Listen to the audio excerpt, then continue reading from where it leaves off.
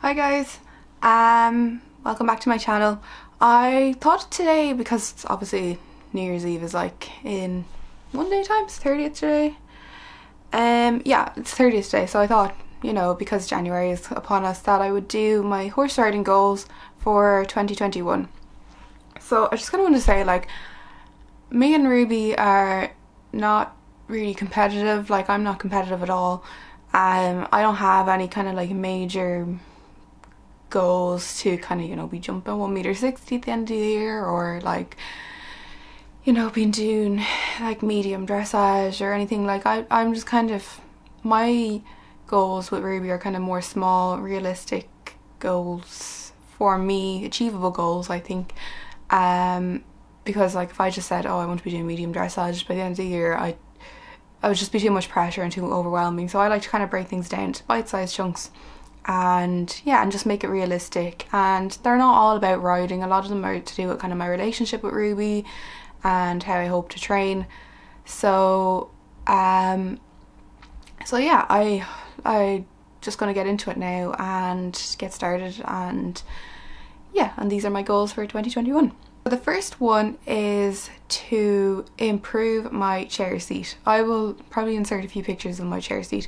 I have really tight hip flexors. I'm not sure why. Well, actually I do know why. It's probably because I am because I'm like sitting at I have a desk job and I'm just sitting at a desk all day, and then sometimes I have to study as well, so then I'm more sitting at a desk for more, and yeah, I'm just basically in that chair position a lot of the day.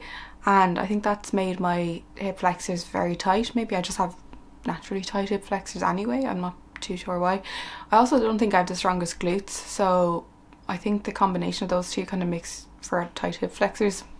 Might be wrong on that, I'm not a physiotherapist or anything, but yeah.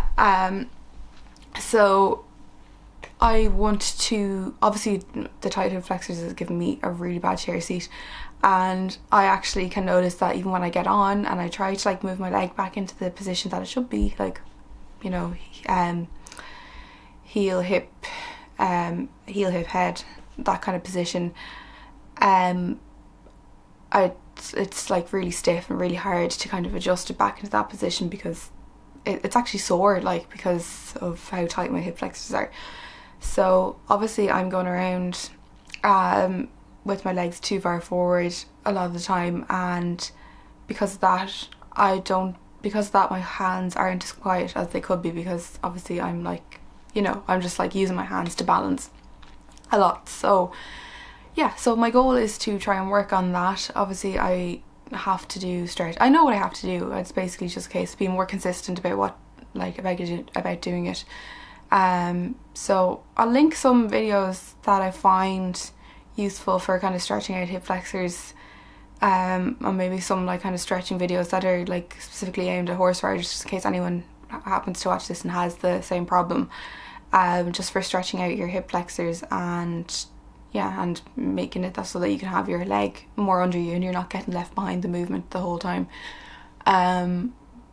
Because yeah, like I it's hard to ride properly. You can't ride properly basically when your legs are in that position. I love putting my legs in that position if I feel like I need to ride defensively. That's great because you're bracing yourself, but if you're wanting to do some proper good quality flat work, it's not the right position to have your legs in, I don't think. Okay, so yeah, so that is going to be, so that's just a case of doing my lunges and stuff. So number 2 would be to do some more online dressage competitions. I entered, it's back in July now, I entered an intro dressage competition online with eriders.co.uk, and so basically you submit your dressage test,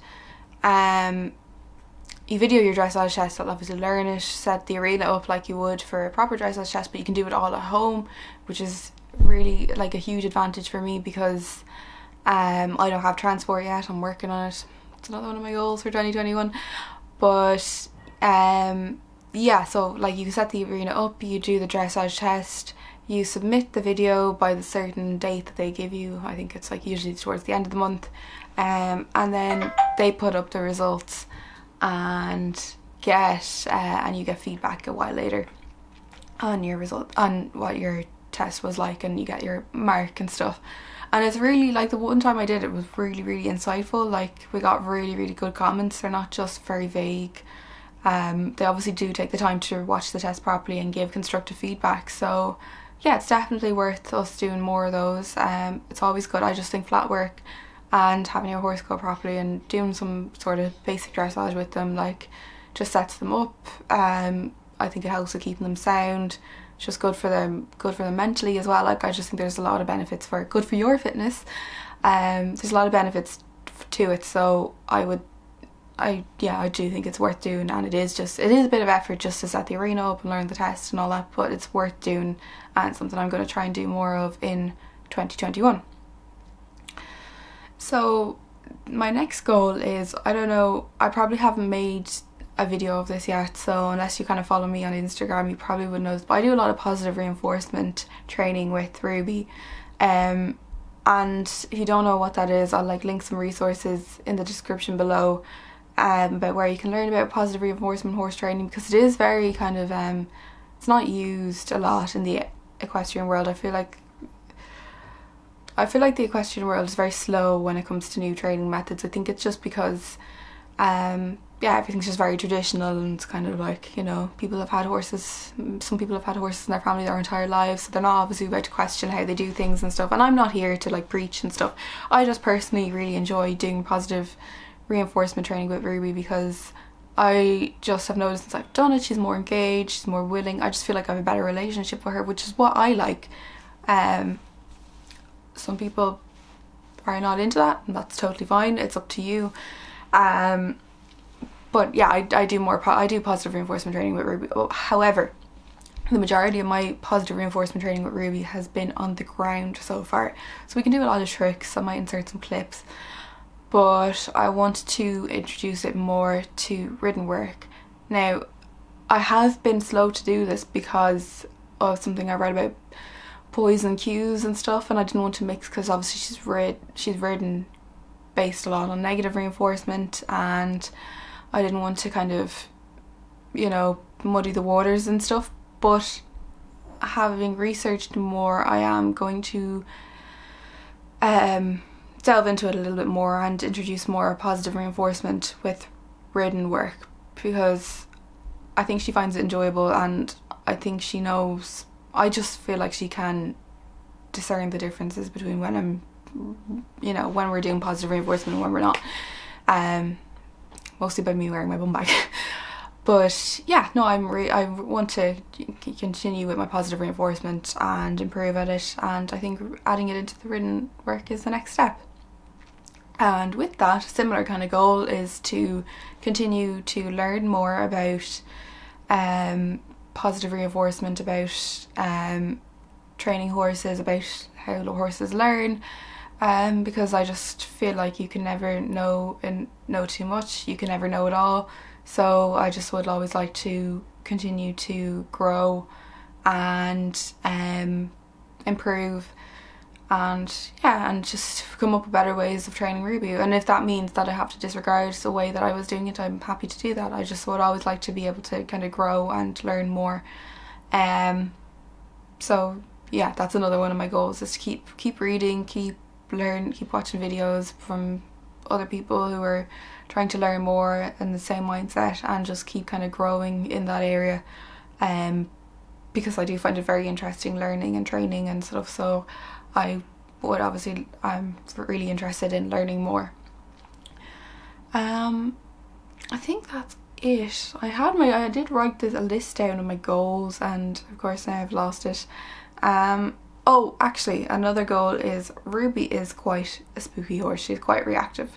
I'm not sure. I got Ruby when she was 12, so I don't know what happened. Well, obviously I do know a good bit of her history, but I don't know how she was trained to deal with kind of spooky objects before that and stuff, and like, it has been kind of an ongoing issue with us.